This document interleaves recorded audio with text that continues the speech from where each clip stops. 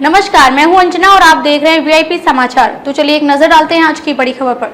मायावती की हुंकार, काशीराम जयंती पर मायावती को प्रधानमंत्री बनाने की हुंकार, शाइस्ता परवीन को पार्टी से हटाने के कयास, बात हाथी को चाहिए महिला महावत, बसपा की बूथ बूथ बड़ी सियासत, क्योंकि जहां सपा और भाजपा जातीय गोलबंदी पर फोकस कर रही है, वहीं बसपा महिलाओं को साधकर अपने बूथ को मजबूत करने रणनीति बना रही है, जिसमें बसपा तेज तर्रार महिलाओं की टीम तैयार करेगी और उन्हें बूथ स्तर पर तैनात करेगी।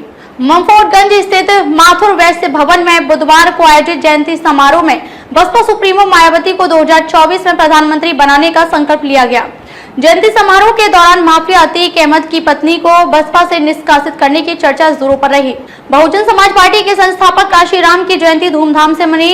मंफोटगंज स्थित माथुर वैश्य भवन में बुधवार को आयोजित जयंती समारोह में बसपा सुप्रीमो मायावती को 2024 में प्रधानमंत्री बनाने का संकल्प लिया गया। मुख्य अतिथि अमरेंद्र बहादुर भारती ने कहा कि बसपा को कमजोर करने के लिए कई राजनीतिक पार्टियां संगठित हो गई हैं। उन्हें परास्त करने के लिए बहुजन समाज के लोगों को संगठित होना चाहिए। अमरेंद्र ने कहा कि आरक्षण के साथ लगातार खिलवाड़ किया जा रहा है। पार्टी के मुख्य जोन इंचार्ज मिर्जापुर मंडल राजू गौतम ने कहा कि हमारी एकता ही हमें प्रदेश और देश की सत्ता दिलाएगी। निकाय चुनाव में उम्मीदवार कोई भी हो, हम सभी को एकजुट होकर जिताने का सफल प्रयास करना होगा। यूपी में कराए गए विकास कार्यों का क्रेडिट लेने की रेस में मायावती भी शामिल हो गई हैं। मायावती ने अपनी सरकार के कामों को गिनाते हुए एक पूरी बुकलेट जारी कर दी है। बुकलेट में उन्होंने लखनऊ मेट्रो और गंगा एक्सप्रेसवे परियोजना शुरू कराए जाने का दावा किया है। उन्होंने आरोप लगाया कि समाजवादी पार्टी और भारतीय जनता पार्टी की सरकारों ने उनके किए गए कामों का रूप बदलकर पेश कर दिया। उत्तर प्रदेश में यूपी विधानसभा चुनाव से पहले राजनीतिक दलों में अपना काम गिनाने की होड़ लगी है।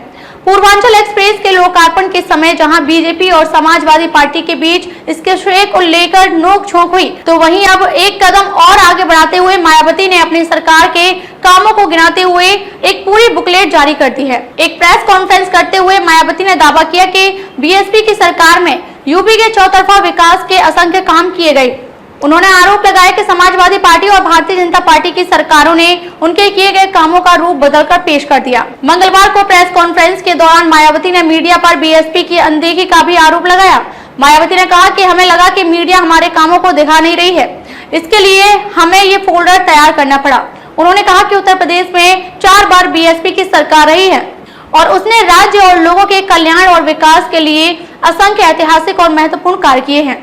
मायावती ने कहा, राज्य की जनता को हमारे कार्यों की याद दिलाने के लिए, लोगों तक पहुंचाने के लिए एक फोल्डर तैयार किया गया है। आने वाले चुनावों में अगर बसपा फिर से सरकार बनाती है तो वह सर्वजन हिताय सर्वजन सुखाय के लिए काम करती रहेगी।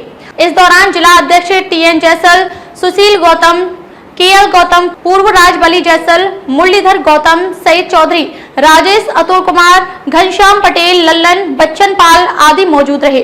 प्रगतिशील समाजवादी पार्टी की ओर से काशीराम की जयंती सविता सदन राजापुर में मनाई गई। दिनेश गुप्ता, निशा देव, राजकुमार कुशवाहा, महेंद्र पाल आदि मौजूद रहे। जयंती समारोह के दौरान माफिया अतीक अहमद की पत्नी को बसपा से निष्कासित करने की चर्चा जोरों पर रही। कयास लगाया जा रहा था कि उमेश पाल हत्याकांड के बाद से शाइस्ता का नाम जिस तरह से चर्चा में आया है, उससे अनुमान लगाया जा रहा था कि समारोह में यह घोषणा हो सकती है। कई कार्यकर्ता भी इसी मुद्दे पर चर्चा करते रहे। खबरों में अब तक के लिए बस इतना ही। फिर होगी आपसे मुलाकात कुछ ऐसी ही बड़ी खबर के साथ। तब तक के लिए नमस्कार और देखते रहिए वीआईपी समाचार।